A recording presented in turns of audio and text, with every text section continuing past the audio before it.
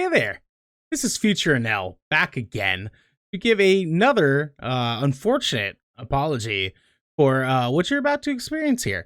So, the thing is here, just listen. All right, I just need you to hear me out here, okay?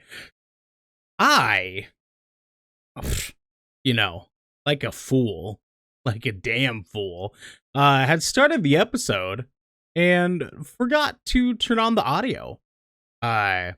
From our digital mixer in order for you guys to hear what we were saying. So essentially you're gonna watch or listen to this little clip here and it's just gonna shoot straight into the episode, So I guess, I can give you the intro here.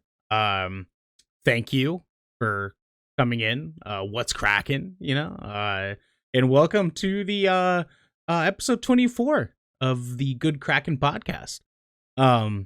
I'm Renell, we have Devin on the left. You'll see him. It's going to be great. And then our special guest, Faevyn, wonderful human being, took time out of their night to come in and entertain our bullshit. I hope you enjoy. That's about all I can really say. And again, for probably not the last time, let's be real here. I'm sorry. And I hope you enjoy the show. Yeah. To go out, the first thing I thought of was, I'm just going to get music made for my channel that I like. It took a little bit of searching. Somebody commented under a post of mine, tagged someone, and that person has since become effectively the channel musician. They've made 6 songs, all varying styles. We have the one it's called Stepping into the Fairy Realm, where it feels like a transportation from the human into the mystic world. Faevyn's theme, which was the very first one. We have Club Fairy, which is more upbeat and not just club, I guess. To Trick and Trade, which is the trickster side of the Fae. Wine and Dance is another just fun bop. And then Sleepy Fairy is the kind of end of the evening fairy lullaby. Amazing. Nice. This is amazing. Awesome. That's so rad. Yeah, next chance that we get to watch you do a show, we will definitely be hearing out for that, because music is our secondary and first dairy. I don't know if that's the word for it. Lives, absolutely. It is now first dairy. First dairy. Yep. That's exactly what we do here. And in first dairy, we're not talking about words today. We're talking about lots of other things, because like E3 announcements so far, Greenland getting a sequel, and how to support all your favorite gay creators, and much more, because this is the Good Kraken podcast, a show for nerdy, marginalized people, giving you the video game and pop media news, reviews, and discussions that you want to hear live every Tuesday at 7 p.m. and Saturday at 1 p.m. If you're watching live, you can submit questions and topics at tinyurl.com/gksubmissions to be a part of the show. But if you're having a good time so far, you can watch us record this show live and ad-free by following and subscribing right here at twitch.tv/Good Kraken Show. If you have Amazon Prime, you also have Twitch Prime. We would love for you to give that to us, or give that to the lovely Faevyn here, to help keep us pushing content out for all of you listening or watching at home. But if you've emptied your pockets for the latest and greatest in entertainment, that is totally fine. You can catch our episodes on your podcast service of choice at 8 a.m. the next day. But you can also support us by going to our YouTube channel by clicking the link in the About section of our Twitch page and clicking that beautiful bell and big red button, or by subscribing to our podcast channel by searching Good Kraken with an exclamation mark and leaving a review there. Devin, we have a couple little tiny announcements here. We have our live reactions to the first 2 days of E3 up as VODs on our Twitch page. Got a little messy day 2, but we went off. It was wild. It was a good time. We had a lot of really great reactions to that phenomenal Xbox Bethesda showcase that they had on Sunday. Just the whole weekend was just crazy. It was wild. So there's a few different options there, because the stream dropped a few times because we're fucking amateurs. The second announcement is this Thursday we're playing some more Knockout City for all of you. The 4v4 knockout mode, which is the basic base mode that they have in the game, came out today. Originally it was 3v3. They just released 4v4. we're super damn excited. It's going to be a damn good time. This video game is so much fun. Have you got a chance to play this yet, Faevyn? I have not, but a lot of my friends have been getting into it. And I just keep telling them to use my Epic code as long as they keep doing so, and I'll support them differently. But I have considered popping in and giving it a download, but I want to beat Subnautica first. Of course, of course. I am one who's not usually into playing multiple games at the same time. I don't know how dudes like my friend here, Devin, do it, because I cannot. My brain span cannot just take on multiple projects like that. I can't. My backlog is so big, I'm technically playing like 100 games at the same time. I hate you. I hate you so much. But I also love you. I mean, I get it. I've currently playing probably 5 or 6 between stream, casual, personal, and then like multiplayer with friends side of stream as well. So I mean, right now I could probably easily name 6 games that I'm playing just to kind of keep current with what I'm doing. But outside of that, yeah, it can be a little tricky, but you manage. It makes my heart hurt. I can't even like fathom it. I can't even fathom like playing that many games. I can't do it. Devin, please give me some Nolan tunes really quick, my friend. There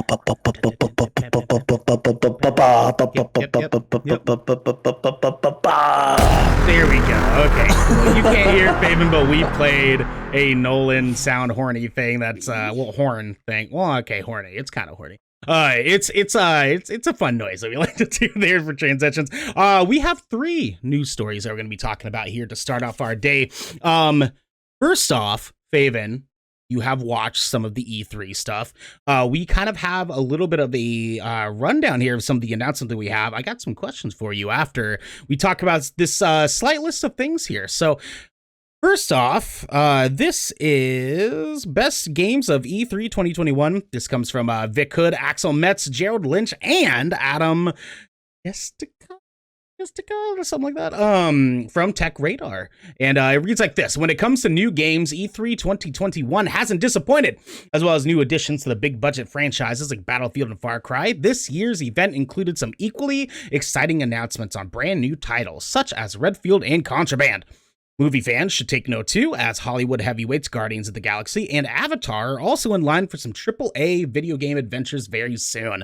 Below, we've rounded up the biggest and best game announcements of E3 so far, 2021. The release date and what platforms you can expect them to arrive on are listed below.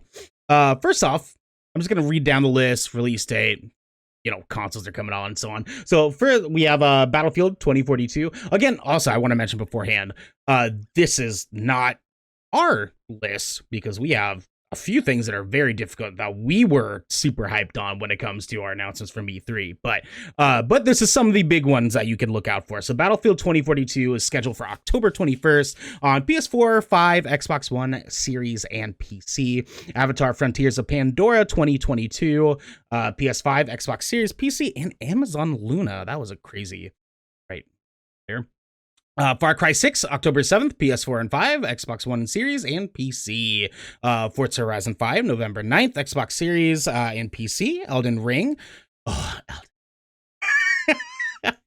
I need that in my life immediately. January 21st, 2022. PS4, 5, Xbox Series, and PC. Guardians of the Galaxy, to be announced on basically all the details there besides the gameplay they showed us. Halo Infinite Holiday 2021. That's this holiday. God. Xbox One, Xbox Series, and PC. Mario and Rabbids Sparks of Hope 2022 Nintendo Switch. Rainbow Six Extraction September 16th, PS4 and 5, Xbox One and Series, PC, Luna, and Stadia. I can't believe Stadia's still here. This is wild. Death Trash August, PC. Harold Halibut to be announced, but it's also going to be on PC. Sea of Thieves: A Pirate's Life, I'm also stoked for. June 22nd, Xbox One, Series, and PC. Starfield, November 11, 2022, Xbox Series and PC. Replaced look beautiful. Faevyn, did you see that one? I did not. Oh my gosh, you have to watch a little trailer for it after this, because it looks wild. It's like a side scroller, like platformer, but like the camera's like tilting and stuff while it's playing. It looks so cool. It looks so cool. Interesting. I know it sounds weird, like obviously like through words. Once you see it, you're gonna be like, oh. Replace 2022 Xbox One Series and PC. Redfall 2022 Xbox Series and PC. That one looks extravagant.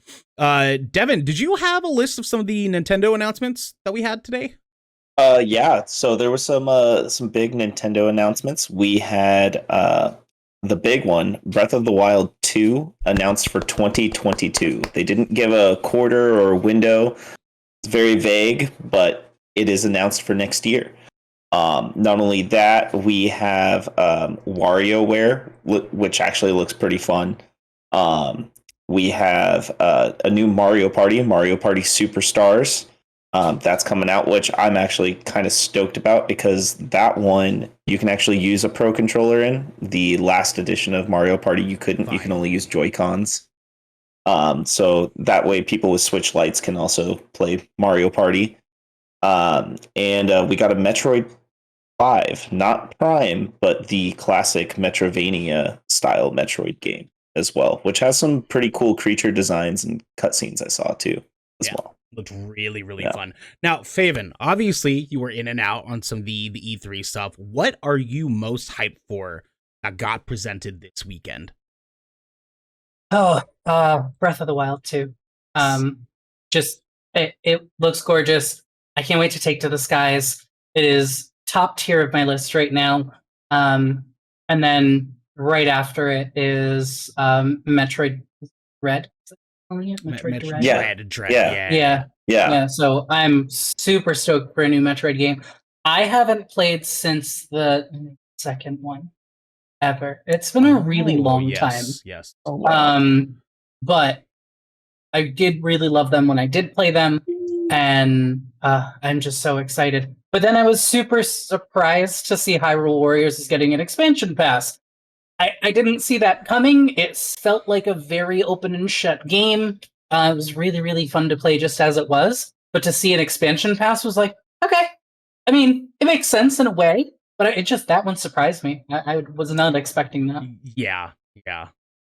And getting 2 waves of the expansion pass too, which I know they've done with the Pokemon Sword and Shield series, is doing it in waves. But it's still like it surprised me because I did not feel like the waves on Pokemon Sword and Shield worked out the way they thought it was going to. So I'm hoping they've kind of worked out the kinks and the ideals that they had for to do it in this. Yeah, because didn't they like roll them out in like a really weird like scheduling way or like something like that? It not only just scheduling, but like the first area that you got was okay, but then the second area you got was huge.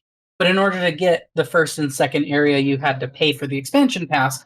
And I honestly thought that the first one should have been free as like a free update to tide people over, and then maybe like push out the second piece of that a little further to make it even more than it was. It was really great.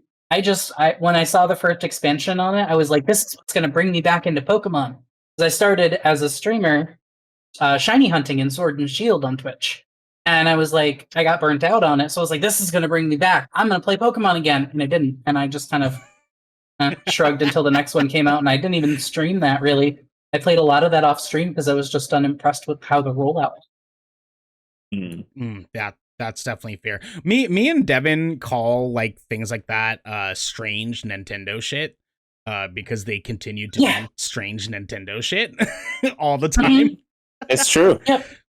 Yeah, and I wish they wouldn't. You know, I wish they would figure it out. But they won't. They don't give a shit. I was happy to see Skyward Sword HD got a date, and the Game & Watch mini system is so cool. Like, it's strange, and I can't wait to see what price tag is on it. But it's so cool. It is. I need it yesterday in my hands. I have to have it. Yeah, they keep coming out with like little things that like don't really quite make sense, but then when you like get into the nitty gritty of it, you're like, actually, I kind of want that in my room, like right now. Devin, what would you say was your most hype E3 announcement that we got over this weekend? Oh, over the whole weekend, not from just any showcase. From Summer Games on Thursday all the way up to today. I'm gonna sound like a basic freaking gamer Steve here, but I'm gonna say Halo Infinite. I'm gonna say Halo Infinite. That's not a bad choice. They did a really, really good job of showing like what to expect from that new-ish multiplayer thing that they're doing, and it looked fun. Well, it looked fun.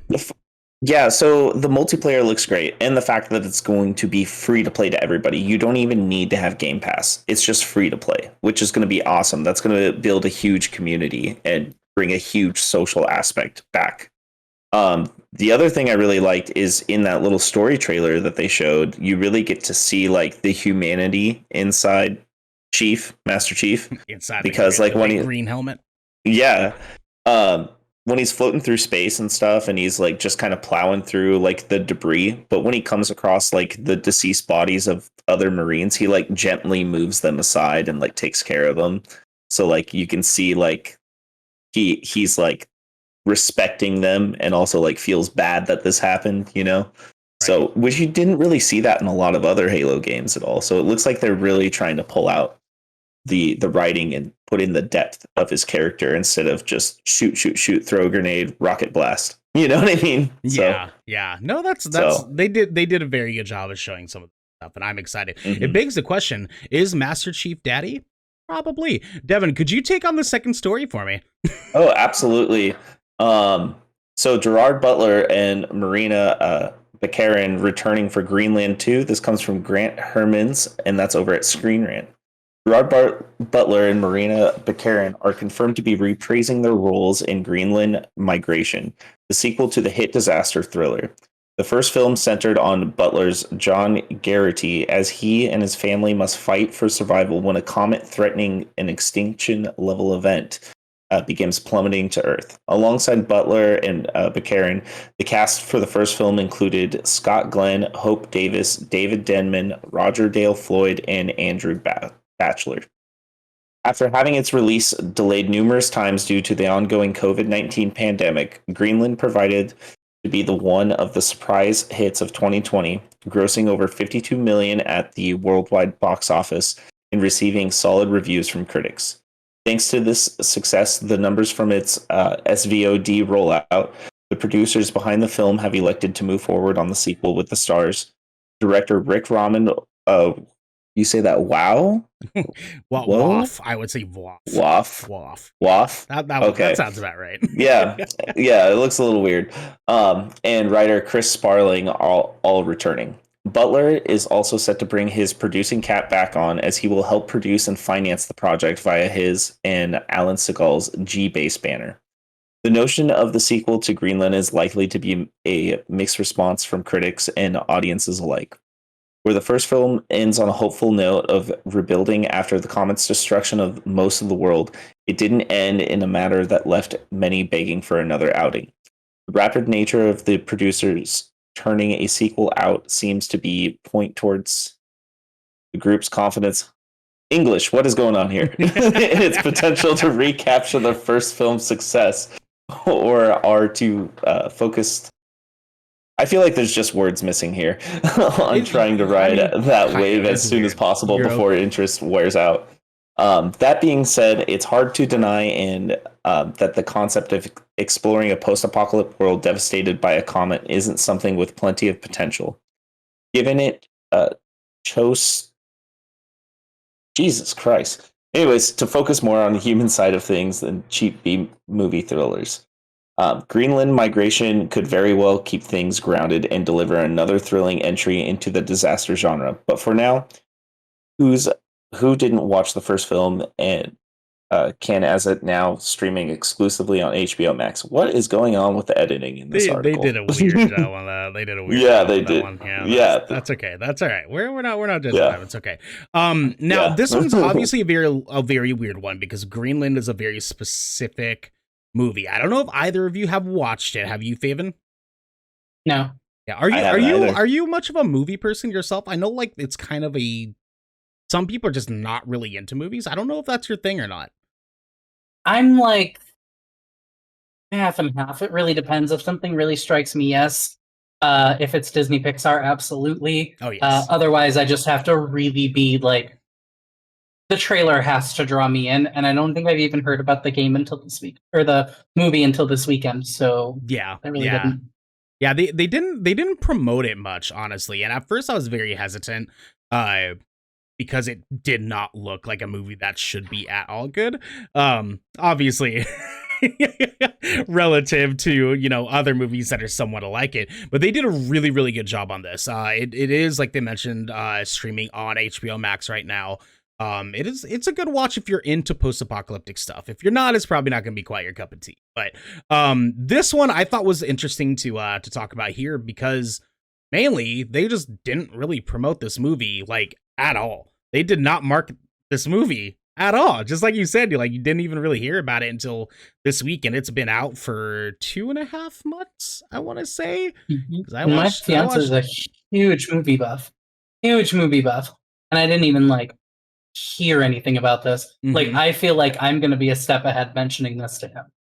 Yeah, and that's what's weird to me is they're getting it was good enough to get a sequel. Obviously, I'm just curious if they're just gonna not market the sequel either.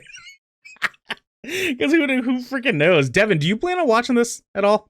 The first one? I haven't even seen the first one. Yeah, you should. I think you would like it for sure because you and I kind of are on the same page about our movie tastes and decisions. I think you would be really into this one. Gerard Butler is a beautiful human being. I have all the love. Yeah, I have all the world love in the world for him as an actor. I love everything that he does, even especially the Bounty Hunter, because that was the first one that he did after 300, and everyone was like, "Oh, he's so sweet." I didn't even realize that he was actually a sweet human being. Who would have thought King Leonidas was a nice guy? You can't expect him to run around in every movie and yell, "This is Sparta," and kicking people off cliffs. Who says? Liam Neeson kind of does that. That's true. That's true. And that's the end of that one. I thought it was interesting to bring it up because obviously the movie's doing something right. If it's grossing over $52 million at the worldwide box office, it's nuts to think about a movie that just did not get marketed do this well, and it's absurd. It's absurd to me that this is even happening. What concerns me though is they have to realize they can't take a Beyonce approach with dropping things without marketing. Mm-hmm. If it works out once, that doesn't mean it's going to work out a second time. Please market the next one. I really hope it does. I hope that I don't randomly hear about it when it releases, and that's it. Yeah. Imagine what that box office could have been if they did market it. You know what I'm saying? Right. You know what I'm saying? Yeah. Exactly. I like the concept. Escaping a comet, and I like that concept. It's definitely it's kind of video gamey in a sense, especially with in a weird way. Yeah. It kind of has some of those Last of Us vibes as far as kind of having things happen in it that very heartbreaking. And so you try to get around the heartbreak, and character A is trying to get to character B, and so on and so forth. There's some really interesting stuff in here. I definitely think it's worth a watch.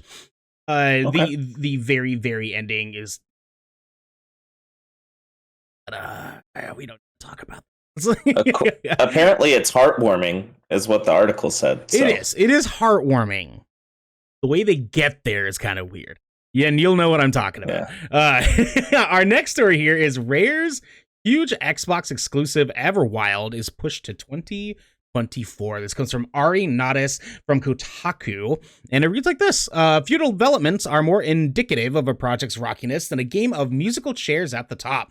Exhibit A, Everwild, which VGC reports is now spearheaded by a new creative lead.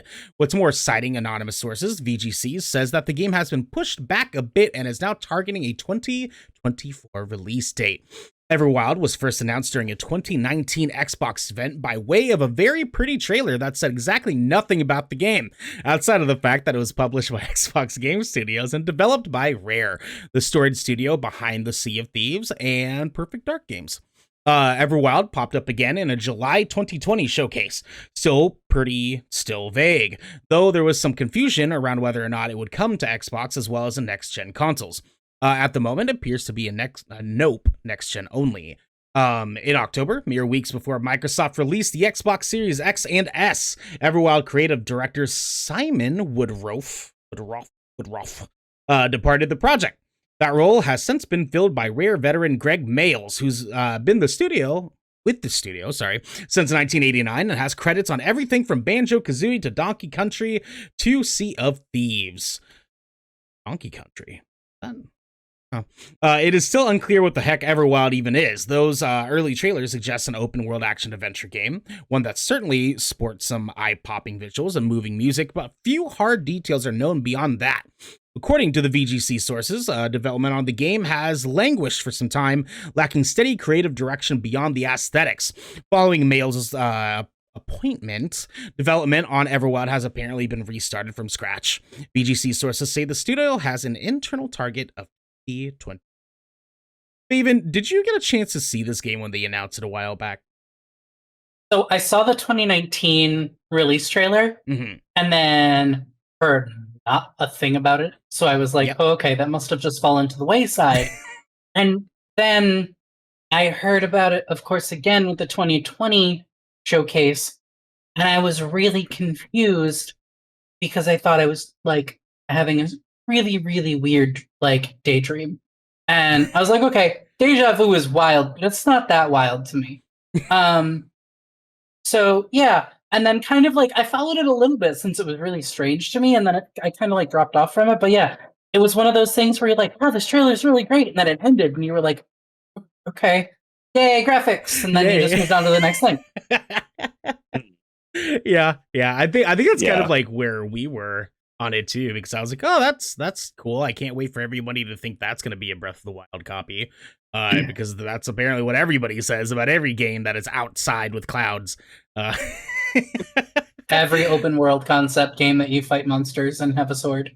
Yeah, Breath of the Wild spiritual successor. That's what they say. That's what they say. Devin, how do you sit on this? Is this like move a needle for you at all, or?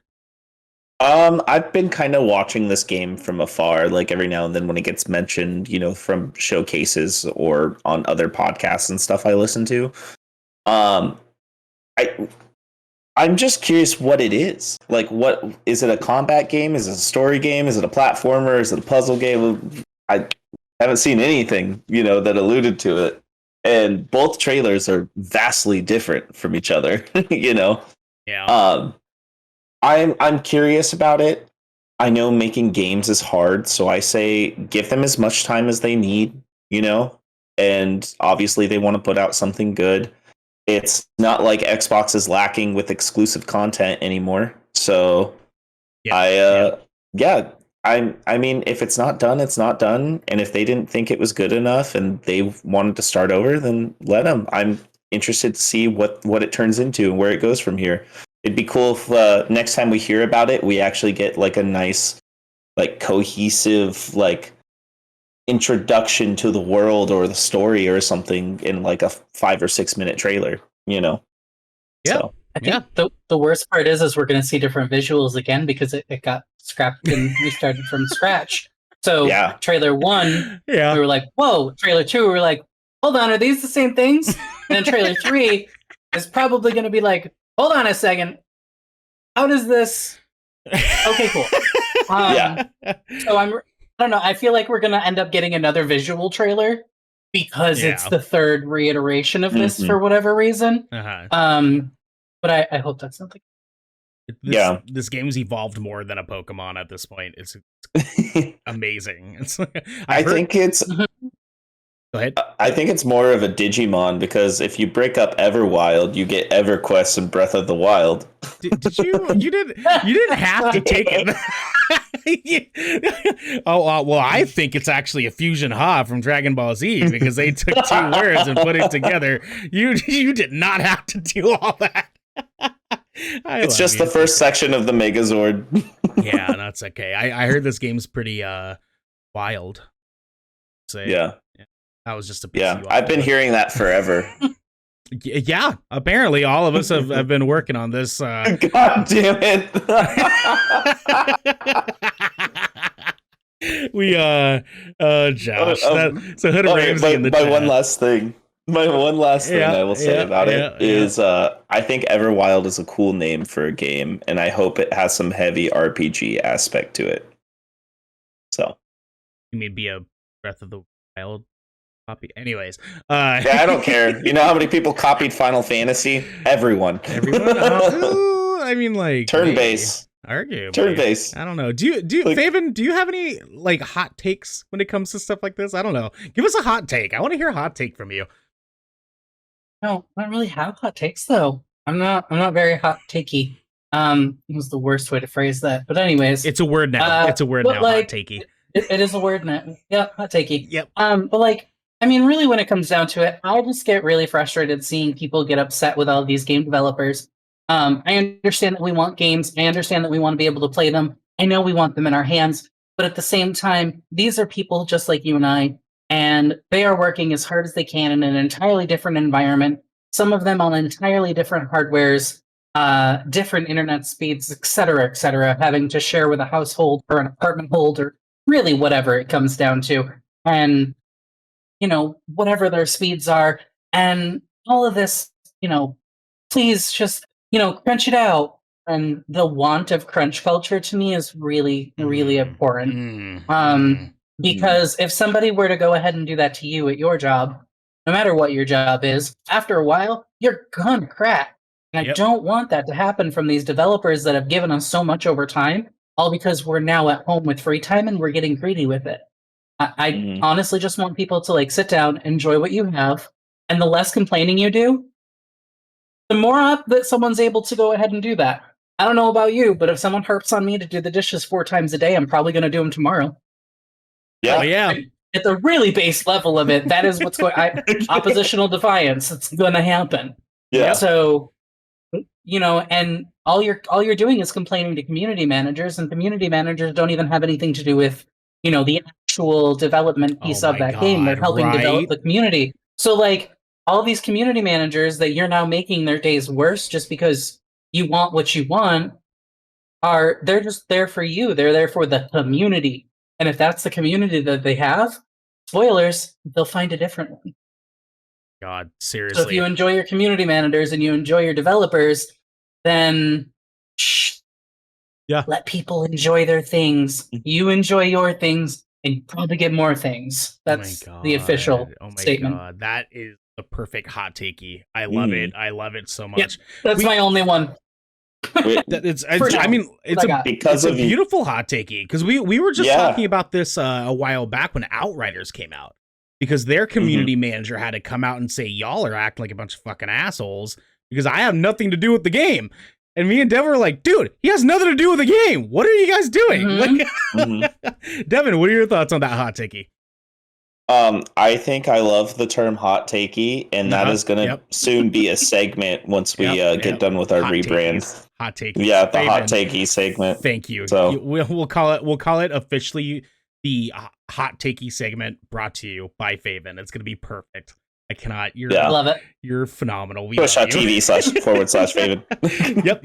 Perfect. Go there, hang out, support. This now we're going to move into our second segment of the night, which is our hands-on segment. And for this, we kind of talk about some pieces of content that we've recently consumed between video games, TVs, movies, shows, whatever, books, you know, anything that we want to talk about that we think is worthy of talking about and getting our viewers and listeners at home to go check it out themselves. And our very special guest, Faevyn, is going to be up first. Faevyn, what have you been watching and or playing and or reading? Okay, so watching, I just binged the entirety of Steven Universe, from the original show to the movie to Steven Universe Future. I have been reading fan theories, and I'm obsessed. I cannot stop listening to the music from the movie. It's a problem. Man. But yeah, I can't stop consuming. I've already envisioned 19 different tattoos that I want. Like, it's bad. The last time that I got like this involved with something was probably one of my numerous Animal Crossing Island redos that I've done, and I have almost 1,400 hours in my game. So, oh my god. Incredible. No, that's a lot for somebody who has a full-time job. We're not judging you. We're not judging you. Yeah. I'm judging me, and that's all that matters. It's fine. You know, that's fair. That's fair. But we just want you to know that you can take some of that weight off, give it to us, and we'll just put it down because we don't need that judgment on you. You know what I mean?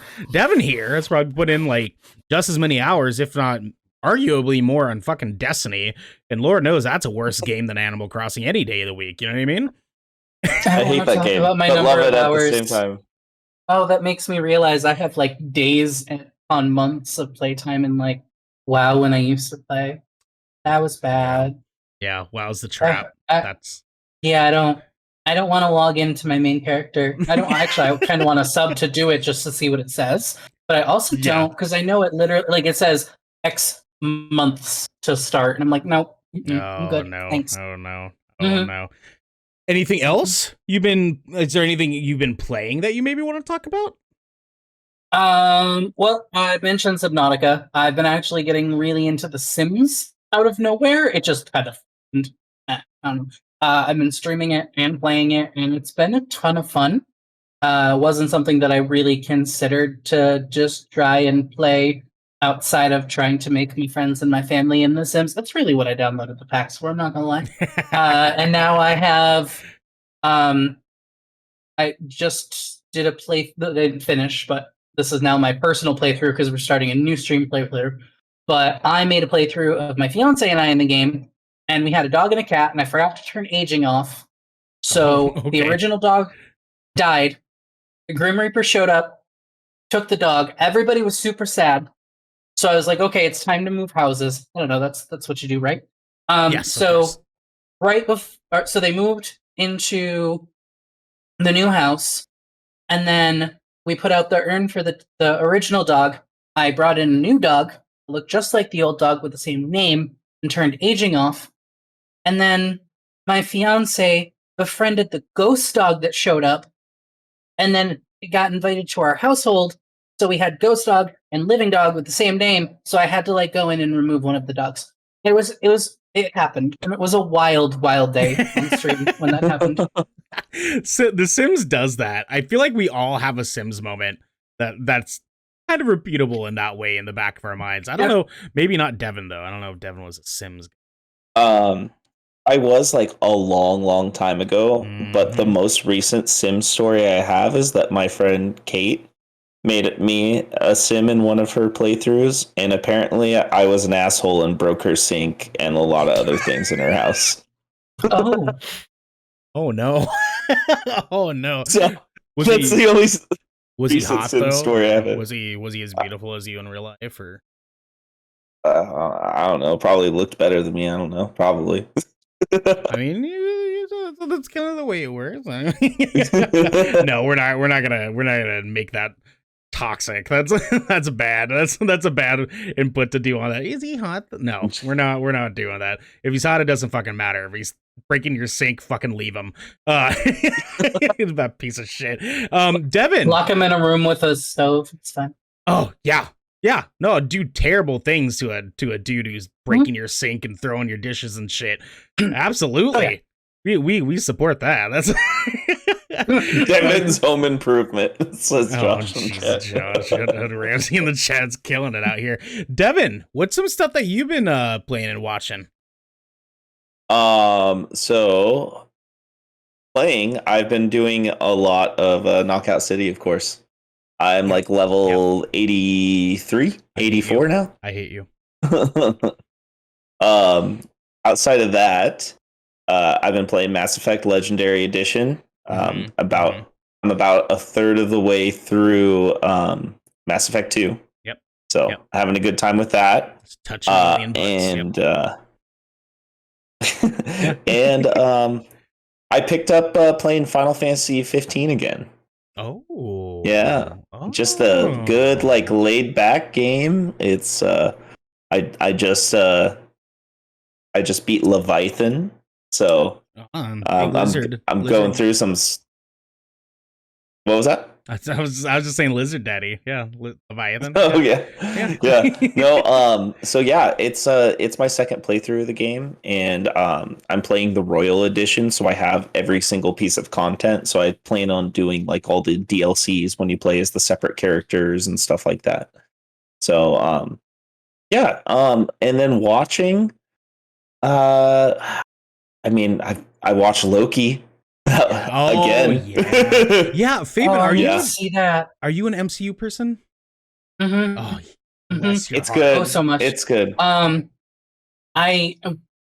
that is in the mix of what we need to watch. We got so backlogged on our like couple watch shows Mhm. or shows that we watch as a couple. Couple watch shows. That's perfect. so- I'm not hearing Yeah, anything so I else. think we need to like slip Loki in there somewhere so that we don't get like too behind because Mhm. when WandaVision was on, we were watching that weekly and I don't want to get Did but you I saw Loki and I want to see it. So did you follow It's good. Falcon the Winter Soldier that closely too? yes, we also watched that too. Yes. Yeah. Yes. Well, Yeah. thankfully you've only missed one episode, so you're not far Yes. behind or anything. So it is, Yep. and it's fun. It's super fun. Devin, talk about it. Talk about it. This is your part. Sorry. I love it, honestly. One of my favorite things about it is easily Owen Wilson. I Yep. just love Owen Wilson, and he is doing such a good job in this already. And it's really cool to see Owen Wilson take on a more serious role because most of the time he's just like yeah, guys, he's just that type of dude all the time. That was your Owen Wilson? No, not really. But I just can't stop thinking of Wedding Crashers and like Drill Bit Taylor and shit like that. Of course. Yeah. But it's makes Loki really grounded, and you get to see a more emotional side of Loki in it, which is really cool. And there's just so many ways that they can go, and just off of the way that they kind of talk about timelines and the multiverse, just makes your imagination run wild, especially with all the movies we have coming out. Multiverse of Madness. We got No Way Home coming out. We got Ant-Man and the Wasp, Quantum Mania. It's just Exciting. Yeah, I'm excited. I'm so pumped. excited. So it's gonna be so much fun. Is there anything else you've been watching, Devin? not really. I mean, we watched so much E3 over these last few days. Like I've been watching that and a lot of like other people's reaction trailers and like like first looks and Easter eggs for Loki and theories about where Loki's going. So that's pretty much all I've been watching. Yeah, that's fair. Yeah. That's fair. I'm kind of in a really similar boat. Like we got so caught up in like our E3 following and like covering and watching and fanning that I got so just out of the realm of wanting to play a video game. So I really haven't touched a video game at all over the weekend, like since like Friday, basically. And so most of my time has been going to watching stuff. And the first thing I want to bring up is that the last time that we did our podcast was last Tuesday. I had been 3 episodes into the new hit Netflix show Sweet Tooth, and I have now finished it, and it is phenomenal.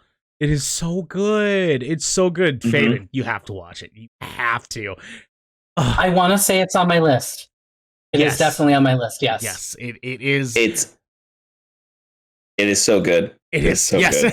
It is. The writing is just impeccable. Now, granted, it is based off a comic book series, so some of the source material is already there. But the way that they wrote like the script and stuff for the show, the storyline for the show specifically, just outstanding. They tease a lot of things that are just really well done chronologically through presenting each episode of the show, the way things come together, and just the attachment that you get to Gus, aka Sweet Tooth, aka the kid from the Fall Out Boy music video, with the little deer antlers, is the most adorable fucking thing on the planet, and I can't get enough of him.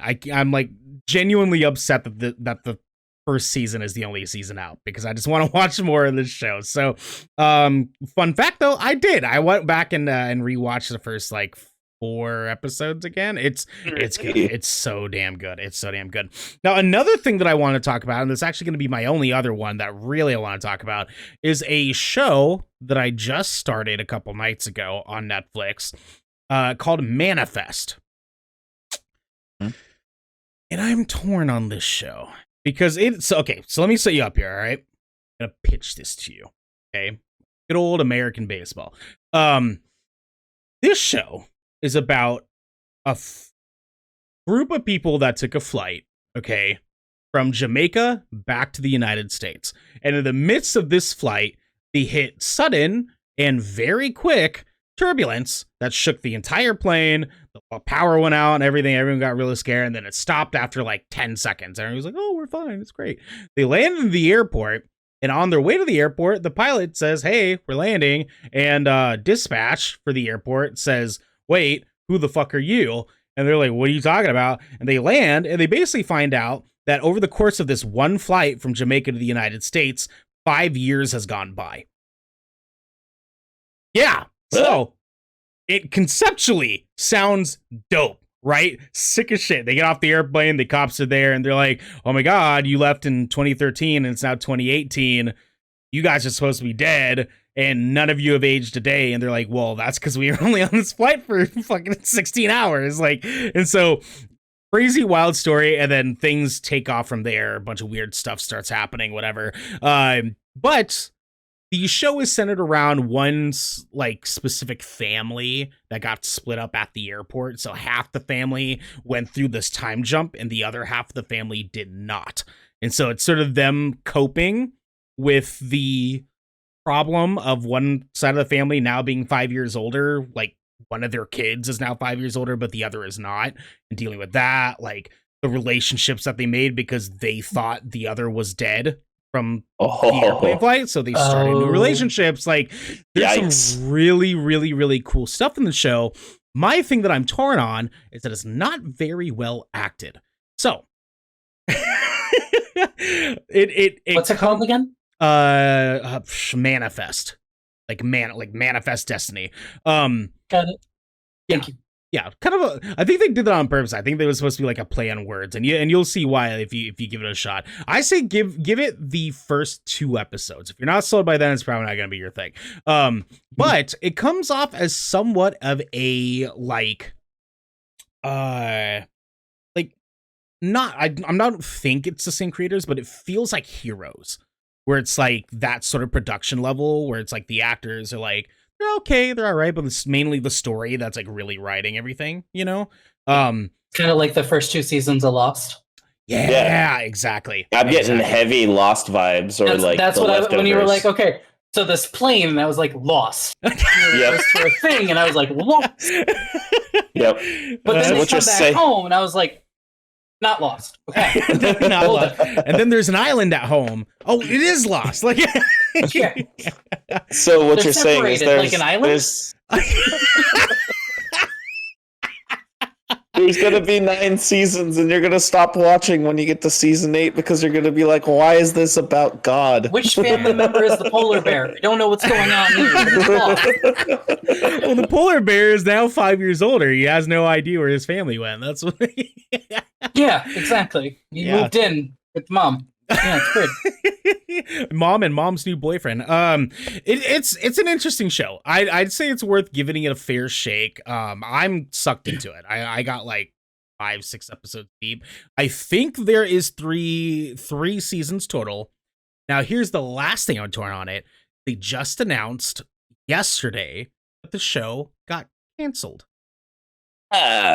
So, would you say that the show got lost in production value? Jesus Christ, he did it. Faevyn did it. Oh my God. It looks like so I have Netflix on the side so I could add it to my list. Yeah. Just so that I could experience the terror. And it's 2 seasons. So just 2 seasons. Okay. So yeah, and it's canceled already? The article that I saw earlier said that it got canceled after season. So maybe there's a 3rd season that they're currently working on and not doing anymore or something like that. You know, the usual nitty-gritties of TV shows, and sorry. So to add on to that, it looks like it was originally on NBC, so it's very possible the third season hasn't made its way onto Netflix. And so it came straight through Universal. So if Universal canceled it, it doesn't mean it can't get picked up by somebody else. And I know Netflix has a history of picking up series when they get canceled. Like they did that with Lucifer, and Lucifer ended up being one of the biggest shows on Netflix. You know what I mean? So there, my mom loves it. My brother loves it. Really? I mean, it is technically like a hero like property. Technically, it's like part of Dark Horse. I think it's a DC. I think it is, or maybe so. Marvel, DC or Marvel. I think it's DC. You would think Lucifer would be a DC thing, if anything. Like, just I mean, they got Blade in Marvel. You know, they got Blade in Marvel. But like, you know, that's not Satan. You know what I mean? That's not like literally Satan. You know, DC is the one that would literally have Satan. Well, Marvel does have Deadpool, who has a relationship with Death. That's true. Yeah, it is DC. It is DC. Okay. I had to look it up. Okay. How are you guys feeling after this this bombastic Batman problematic stuff came out of nowhere yesterday? I think it was. I absolutely loved all the discourse that it caused. All of it. Because they were like, no. But then like all of my creator friends I saw some hilarious responses. And then the ex-writers of Batman were like, I've written Batman. I know what he'll do. And I was like, yes. Right. Beautiful. Devin, did you see the discourse on this? I didn't see the discourse. I saw the announcement and I was like, come on. Just let the hentai flow. Just let it happen. Is that considered hentai if it's Batman? And I mean, it's animated sex scene, so I guess so. I don't know. Like DC has a history of progressively making their animated shows more and more and more violent. Like I've watched a lot of the movies recently. If they thought it was important enough to put in their story, then maybe it should be there. But I don't know. You know, most times things will get cut and people never hear about it, but someone decided to make a controversy out of it. Maybe somebody really wanted it to be there. So I mean, why can't we just let Batman do what Batman wants to do? You know what I mean? You know what I mean? He's Batman. Yeah, Batman's got to get it. He's tired of letting Bruce Wayne get it. So Batman has to get it. That is the quote of the night. Apparently, Batman has to get it. That's the memes. That's my hot takey. That's my hot takey. That's your hot takey. That's your hot takey. Yeah, of course. What were you gonna say? I will tell you that hot takey phrase has been pinned in my mod chat. Thanks to my mods who are watching. Just so you're aware. Beautiful. I'm so amazing. Yep, it's taking off. Hot takey. But yeah, the Batman discourse was it was so much. And then what was one of the writers? They were like, Batman doesn't have a bottom part to his mask over his face or over his mouth. And I was like, that's it. That's it. Somebody else was like, Batman's mask has horns. Yeah. And then they just kind of like gestures wildly. And I was like, oh dear. And it just got progressed. Like you're groaning in your head, but at the same time, you're like, yeah. Like the comments are just great. But then you're just like, a lot of things I never considered about Batman. Mm-hmm. Yeah. Oh dear. Mm-hmm. Are those just covers, or are those really underpants he wears over his waist? Yes, the answer is yes. It's both simultaneously at the same time.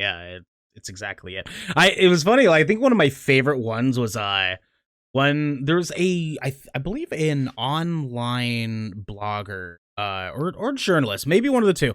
They had put out an article a long time ago, like a few years back, that said, "Is Batman a bad lay?" And they brought it back. They were like, "I told you guys." I was like, "That's not the take we're supposed to have for there."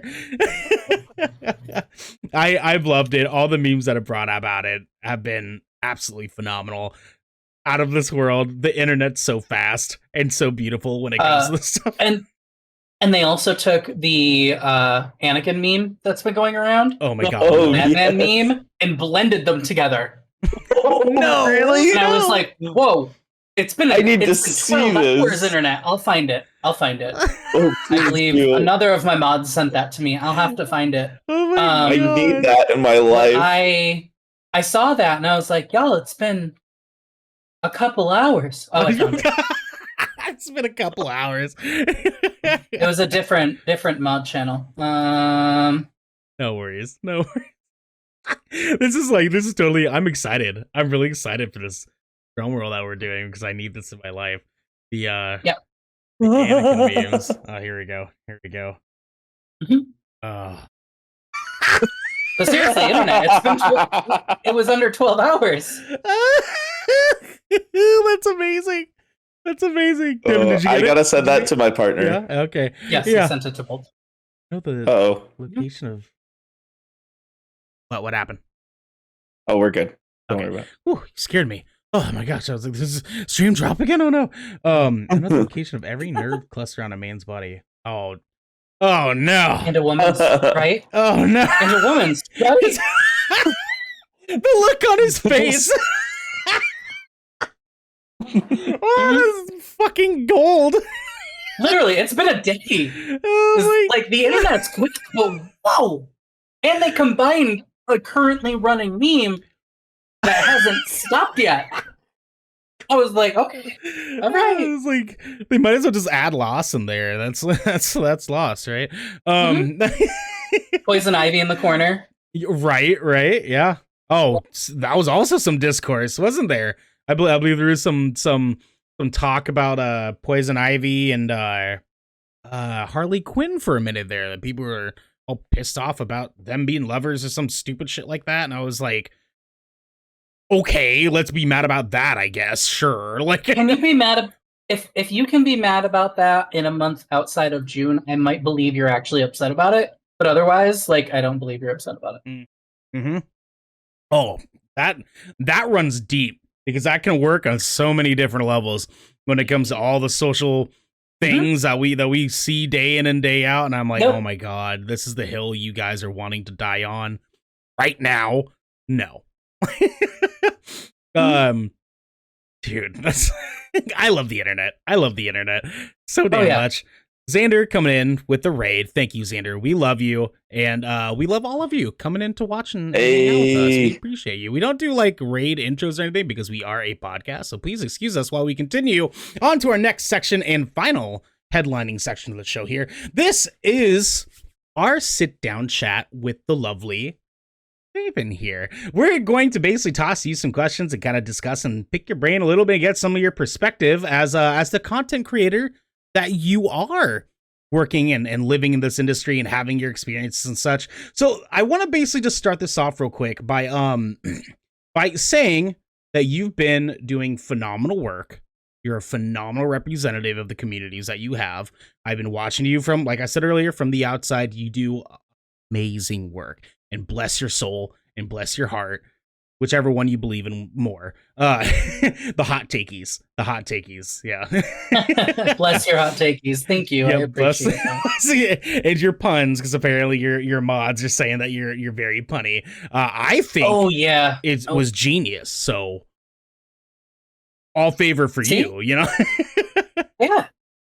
Now I want to start us off here with a question, kind of get the ball rolling here. So my first question for you is, we all have our reasons for like why we start doing what we're doing, why we start podcasting, content creation, streaming, writing, what have you. We all have reasons that we get into this, but what was your reason? Because everyone has their story and we love hearing about them. What is yours? So in regard to streaming itself, I started January of last year. Wow. It was all like, it was pre knowing what the pandemic was bringing. Okay. So I just did it on a whim. The thing is that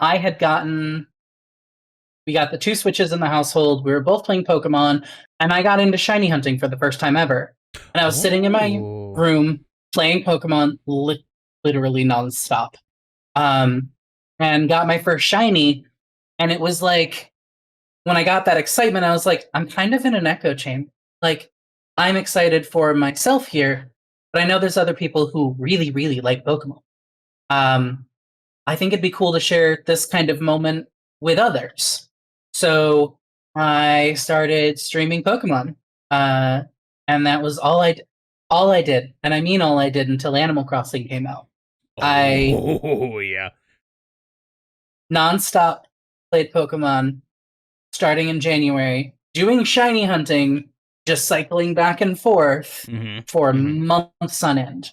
If you go back, if you're in my channel and you do exclamation shiny, like the command exists for how many eggs it took to hatch for our shinies back then, because it was still an achievement. One of ours took over 1,100 eggs, like, and that is full shiny charm, like the whole 9 yards, doing shiny hunting. Okay. I went through. I learned so much in regards to like what counters. I did it manually for the first month.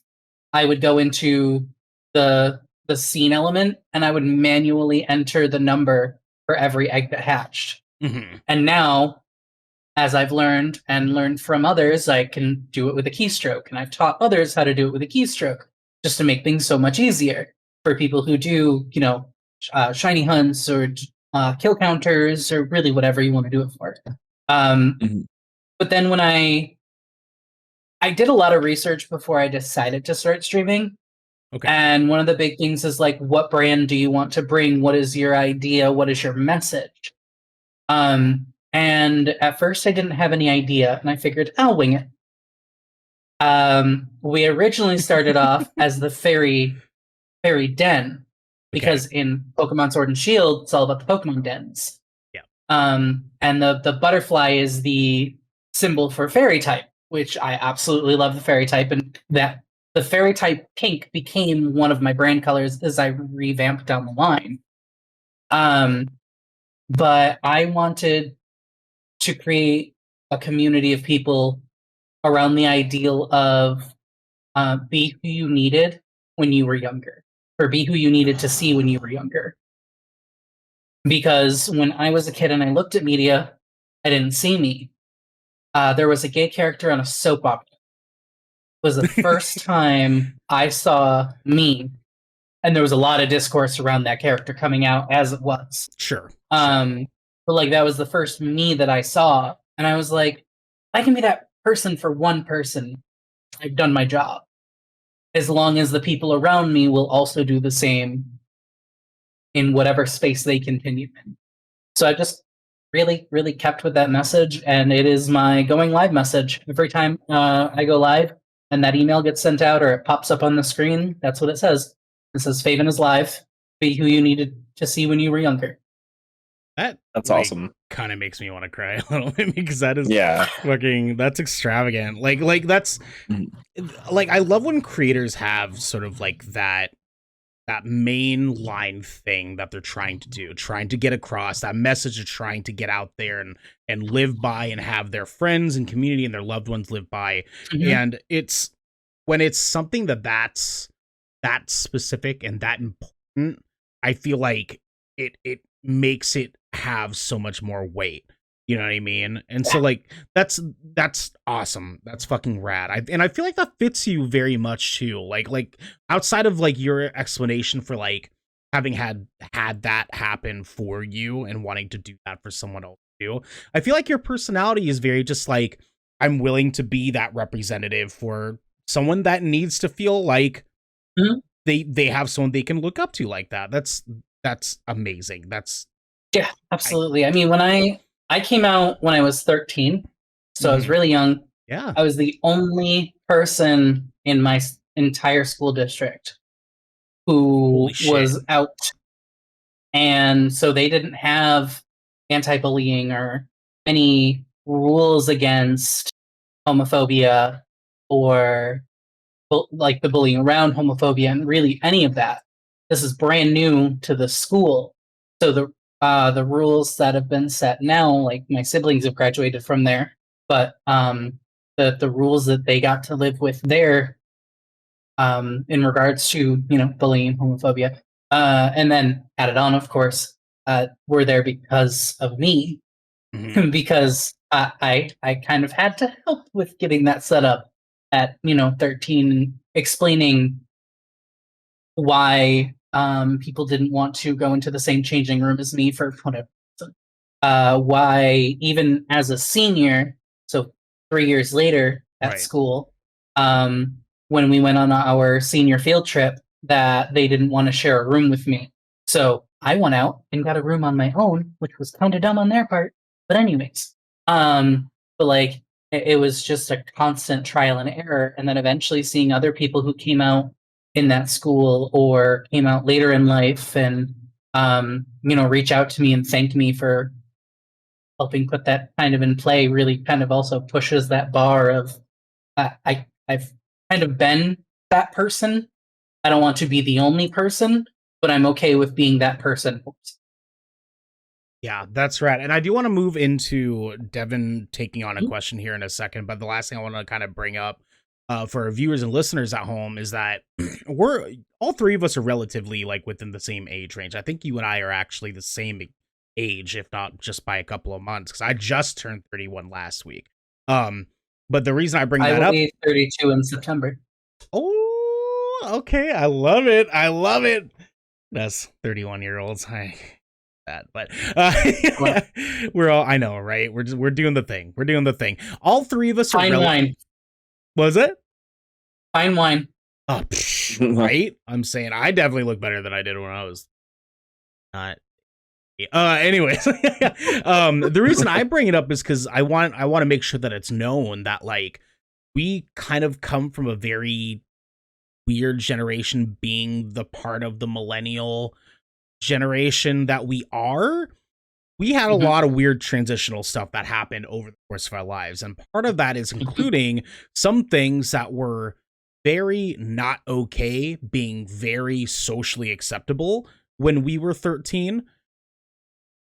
And, me and Devin have talked about it a lot. It's like learning that like growth over the course of our lives of like, dude, what the fuck were we saying when we were 14, 15 years old, dude? Like, it's not fucking all right. But it's like for you being the only person who was out in your local hometown, I can't imagine at 13 years old, I can't imagine how much weight that put on you, especially saying that you had to work directly with your school staff to try to like implement rules and stuff there. How did that hit for you? Different. I don't like it was a lot. I would try to express myself and I wrote poetry. And then they shut down my poetry site from like being able to access on the school computers because they were like, oh, it's really depressive. We're worried about it. We're worried about him. And my mom was like, you just shut down his outlet. He doesn't have anybody else like him. So they were like, oh, okay, I guess we'll let that come back up again. So like my mom was very like open about helping once she found out. Because she didn't know at the start of it all. I accidentally came out in gym class because I got bullied into saying that I was. And then like it felt right, and I was like, oh, I guess I am. Yeah, you're right. Okay, I said that out loud now. I guess that's the thing. So once I was getting like more frequently bullied or things were very targeted, and the people who weren't out at school couldn't stick up for me, or wouldn't, I guess is the best way to put that. Because they were in like the popular groups or they were in sports and they were worried about what would happen to them for whatever reason it could be. It was just kind of like, hey, like what should I do? And they were like, you need to say something. And I'm like, okay, but I'm gonna get like harassed again. I was never physically harmed, but I was verbally harmed for years. And one thing, and then we can move on. I'm sorry. For sure. But the one thing that's actually like that will stick with me forever. Yep. Is being called, and this is going to sound funny, but bear with me. Okay. I was called a fairy for the longest time. Oh, and I have now taken that insult and turned it into my brand. Fuck yes. My brand is the fairy realm. There is no way whatsoever I'm going to let that take me down. I laugh at it when I was like, oh, what should I pick? And I was like, oh, fairies. I was called that when I was a kid. You know what? We're turning that around. I'm going to own that. I am a fairy. Absolutely. I get to spell it my way, though. Yep. Yep. Fuck yeah, you do. That is so fucking rad. Like perspective to have on that. I love it. Devin, you look like you were gonna hop in for Zay. Do you have a question for him? Mm-mm. No. No? Okay, cool. Question. I mean, do you Not want to run? regarding Yeah, that go ahead matter, and run but another question. I didn't know if you had anything to add. So, one thing that we all know is that working in these spaces can be extremely difficult sometimes, and especially difficult for marginalized peoples. What are some tactics and some things that you've taken up to help continue to do the work you do while also fighting away at the trolls and the assholes that always come to, mess with us in our spaces? Like what did you do, like, or continue to do, I should say? The way that I see trolls and assholes specifically is there's one of two things. I'm either too tired to deal with their shit and I don't have to because I don't need to educate anybody who comes at me, or it becomes a teaching moment for the people who want to learn around me, and I will use that as a teaching moment abso-freaking-lutely every day of the week. So if someone comes into my channel and they say something rude or, haha, you're gay, and I'm like, okay, I need something new. I'm 31. I've been out since I was 13. I have heard every generation version of you're gay. So I just need something new, I'll laugh it off, play with it a little bit. We kind of got to play with your food every so often. So if there's a troll and they don't seem like they're gonna bite immediately, like I'll draw it out. They're like, oh yeah, hey, how you doing? Having a good time, just want to introduce myself. My name is Faevyn or Faye. I go by he, they. The non-binary gay king of the fairies, right here on Twitch. And like just throwing all those words at them, and they're like, oh my god, pronouns. Oh my gosh, gay. Right. You just said he, they. Why? No. And they're like, furry. And then they just explode. And I'm like, okay, next. Like, just hit that ticking time bomb a little bit. But also in the same moment, like, reaching out to others who've been doing it for longer and those who are just starting too. I've got friends from, one of my friends started around the same time I did. Another of my friends has been doing this for years. And then a couple of my other friends have been doing it for just, under a year or a few months. Everybody's going to see something different. But like, what a lot of trolls and assholes don't realize is we all talk. So you've popped into one chat and trolled, and we've talked about it later. You're not getting in my chat. No way. Yeah. Or somebody mentions, oh, hey, that one guy, 76, I'm making up a username. But like that one guy, 76, was in my chat. I'll be like, why do I remember that name? Why do I remember that name? And I'll go consult the document. I'll be like, hey, you know why you didn't like this person right off the cuff? This is why. But it's we're stronger together. And when we are able to support each other, then it's great. And in those moments where we're not able to, there's somebody else who's willing to be the voice. I like to say, I was just talking on with Ashlina this past week, and I was saying, we are loud for those who can't be, because there are some who don't have the capacity or can't.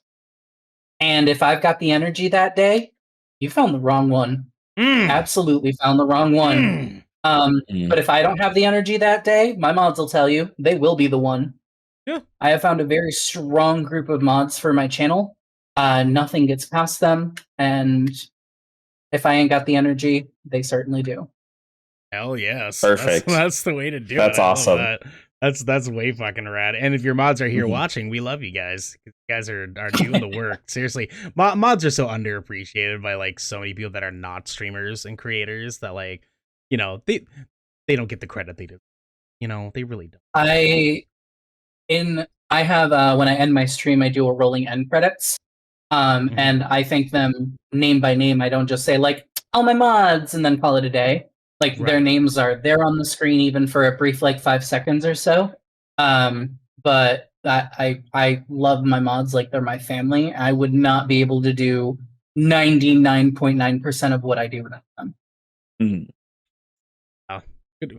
We give all y'all the hot takey points. That's all we do. All the mods out there get hot takey points. That's well, that's it, You I get don't a know. hot takey. You get a hot takey.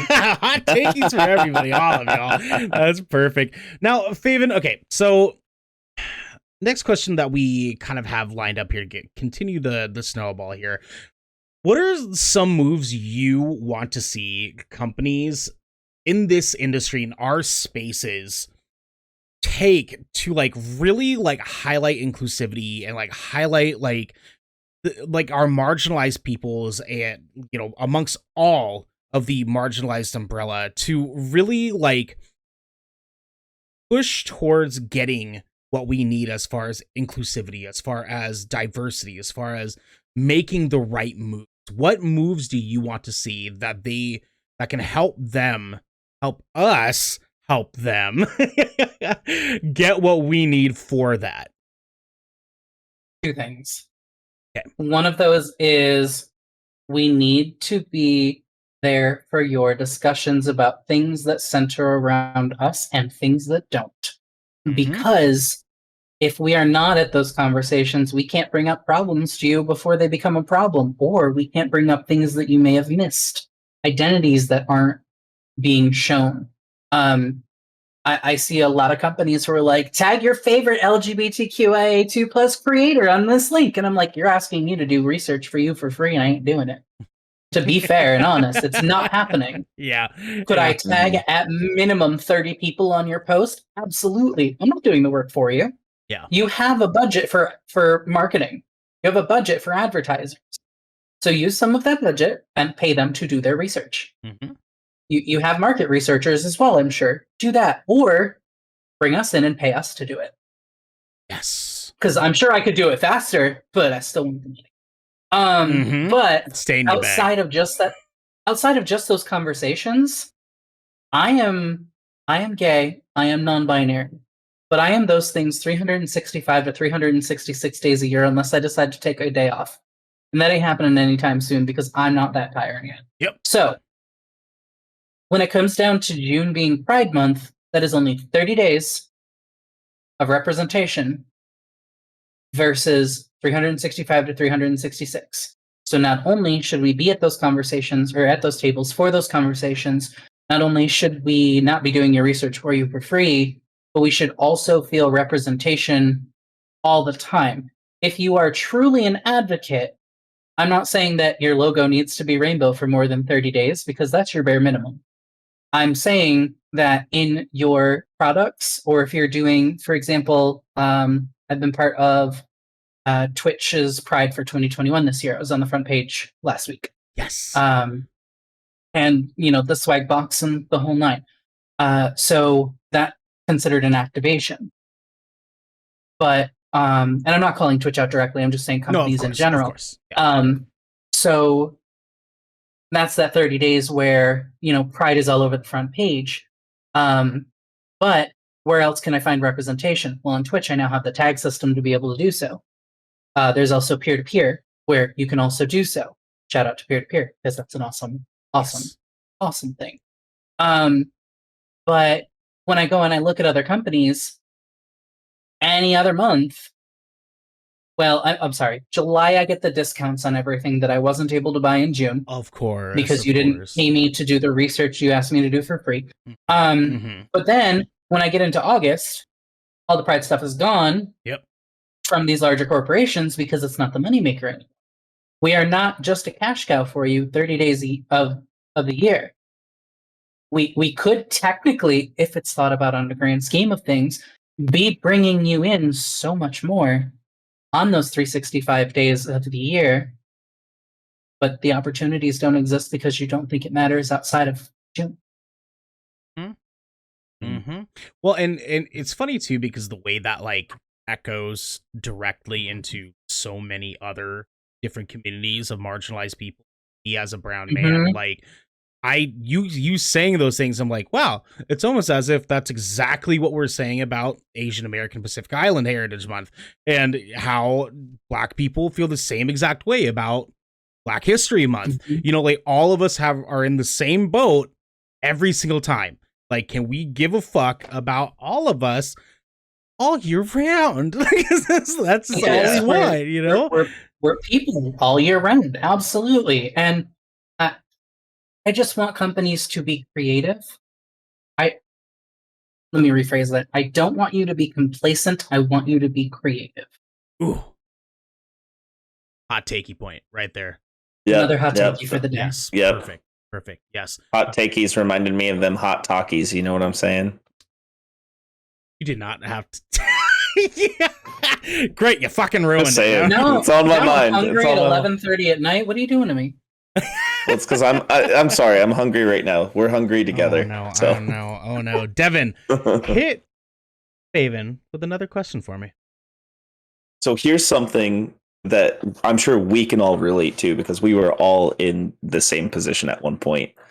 There's probably a kid out there listening and watching you do what you do and wanting to also do it so badly and also want to be a part of this world.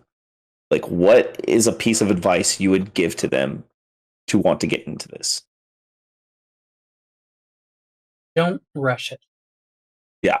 And it sounds silly and it sounds really cliche, but if you're looking and wanting to like get into streaming as a queer content creator, then absolutely do it. But like, take your time with it. I didn't at first. Oh dear God, did I not? Because I was like, I'm only going to stream one game, and I'm not going to get burned out from hatching Pokemon eggs. And then Impidimp proved me wrong at being, 1,164 eggs. I think is the exact number. And I decided I was going to become a variety streamer. That wasn't in the plan. So what did I end up doing? I had to end up redoing all of my art, all of my emotes, all of my branding. The phrases that I use verbally had to change. The phrases for my bot, like all of that. So when it comes down to it, if you really take your time to conceptualize and research what you're wanting to do, but also do it for the right reasons, it will mean so much more to you than if you kind of do a rush job and then suddenly lose it all because you didn't do that. I lost my 90% of my community when I switched games because they weren't in the same vein. So I've built and then rebuilt as I've, translated what we've done. So another phrase that I've used in the community is transformation is such a beautiful thing. It's on, our shirts and our sub emotes are actually a caterpillar transforming into a more and more elegant magical butterfly. So it's another, overarching theme because as a community, we've transformed a lot. As a person, I've changed. So yeah, I would just say take your time. It sounds cliche, it sounds silly, but it really means so much more than just wait. For sure. Like on that note, I can relate with that so much because Ernell and I play music and we've been doing it for a very long time. And, we have lots of friends, lots of people we've met who've, asked us that question before. And in the same vein of music, I have said the same exact thing. Like, don't rush your music, spend time on it, figure out how you want to release it, be prepared for it, be ready to play shows, practice, keep writing, get better, don't rush it. So that is something that everybody should stop and think about when they try to do anything, because the world in general is just there's so much of everything. There's not just a small amount of one thing anymore. So that advice is the perfect advice that I would give to somebody as well.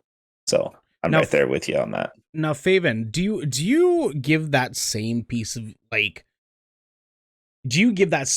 advice the same way that you would as far as, this little boy wanting to try startup streaming? Do you give it the same advice to the little gay boy that's wanting to get into the space and represent in a very real way and move into that? Or do you have different advice for those two different dynamics? The way I look at it is not only am I giving advice to the little kid who wants to get into this, or the young adult or whatever, that wants to get in this, I'm also looking at it as though I'm being really real with myself from last year. Okay. And I'm looking myself in the eyes and I'm saying it. So yes, absolutely. Like I would say that to myself, and I would say that to anybody else if that's what they wanted to do. As long as you're doing it with good intention, that is what is going to shine through more than anything else. For sure. Yeah. To clarify too, I feel like I may have worded that a little bit weirdly. I didn't know if you would maybe have like, so for me, right? I have a kid who comes up to me and says, "How do I start podcasting?" Right? What is the first thing that I need to do to start podcasting? I say, take your time, just like you said. Do your studying, dig into it, really figure out what you want to do before you dive into it, and let that guide you. Let that guide you. But my advice for a little brown boy coming to me is, yes, take your time. Also, you have to do a little extra, because unfortunately, you're going to have to deal with some things that others are not going to have to deal with. And you need to be prepared for that. I didn't know if you kind of felt that that was sort of the same thing, or do you feel like, is it the same, like, pathway, and then those details kind of come up as they go? Like, how did that kind of, like, fall into place for you, I guess is a better way to put it. So, while I think it's an important thing to bring up, I don't necessarily tie it into the initial advice piece. Okay. Only because, for me, speaking on the LGBTQIA2+ experience, I kind of already know that. I already know that I'm going to have to work harder than others. Yes. And if I don't realize that in the space I'm going to, then by taking my time and researching it, I'm going to find out real quick too.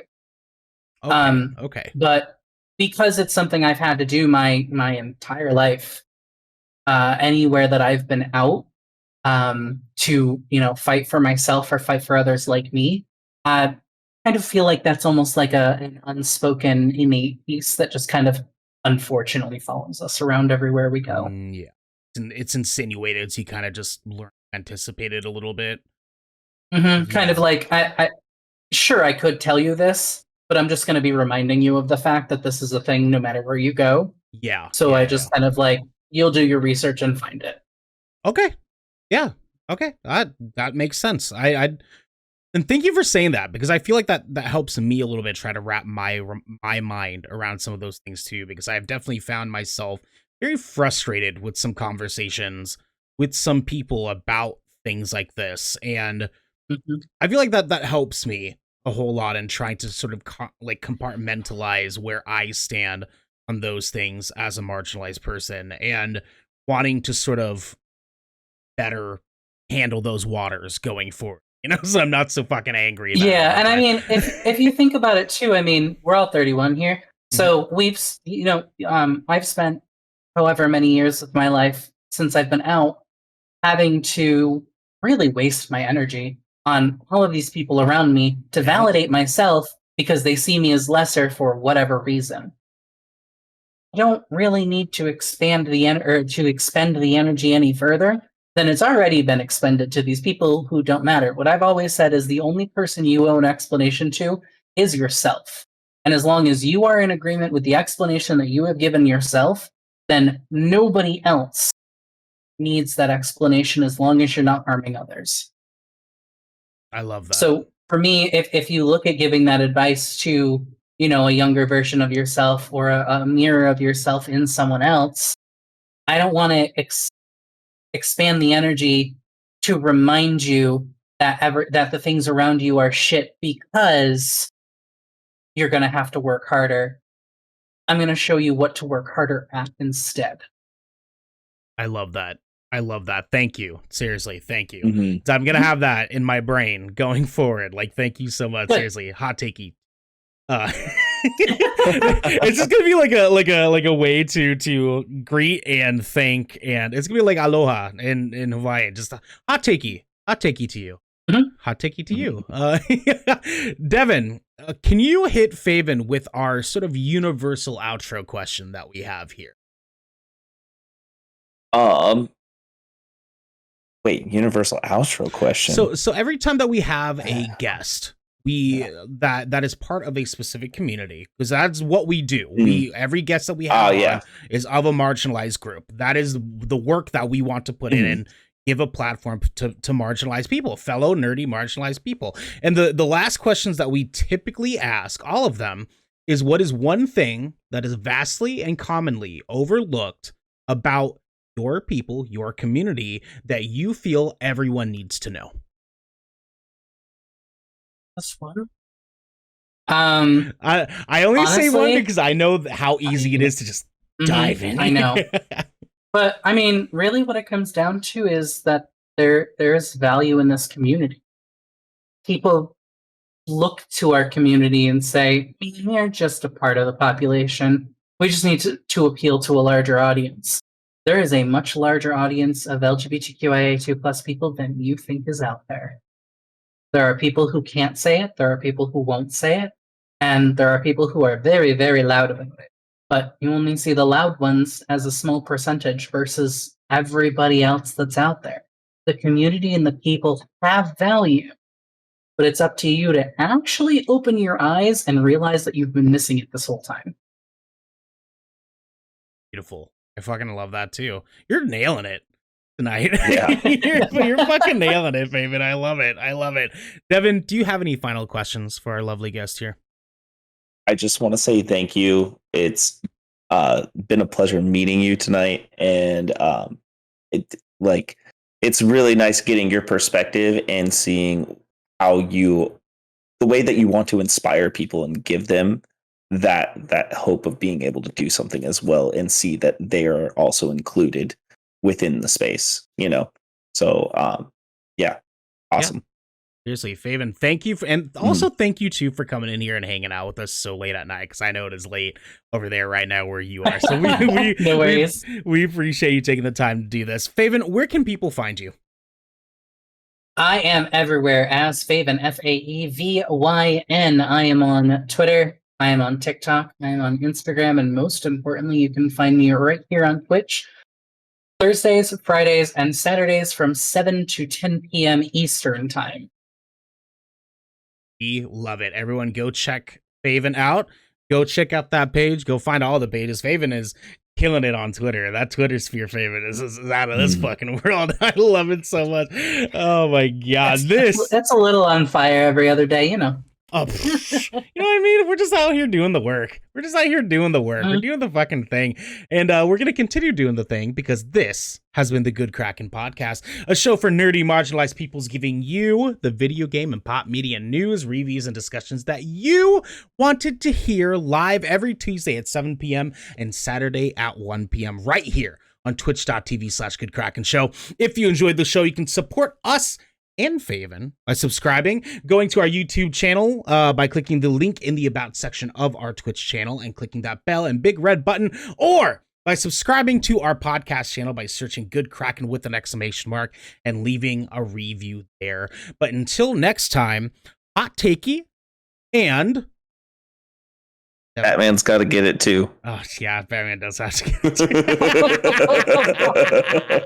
That's our takeaway from this. Be good to each other and have a good night. Thank you.